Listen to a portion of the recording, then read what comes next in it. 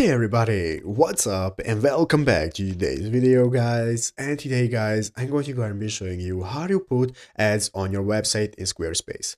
This is a very simple thing to do, so make sure to watch this quick and easy video till the very end and follow my steps correctly so you can make sure this works the same for you and you can do this yourself. But yeah guys, let's get straight into it.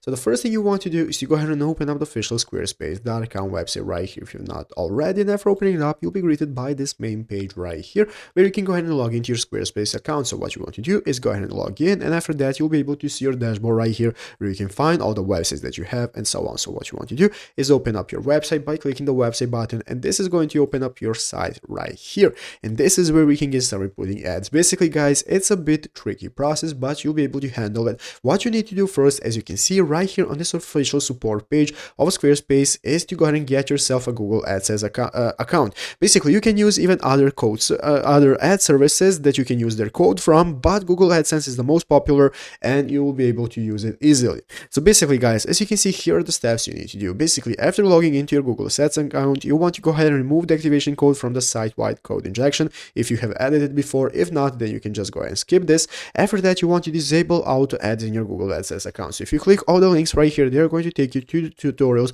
how you can go ahead and disable them and everything that you need to do. So after that, you want to create an ad unit and copy the code. So this is the code that you'll be using. So after the code guys, now we can get started with editing. So go back to your page and click edit, and here we can now find all the sections we have. So what you want to do guys is place the ad on your site by pasting the code into your code block. So you'll be able to add a code block right here, as you can see in this website right here. I'm going to go ahead and go back to my main page. Currently I'm in my blog.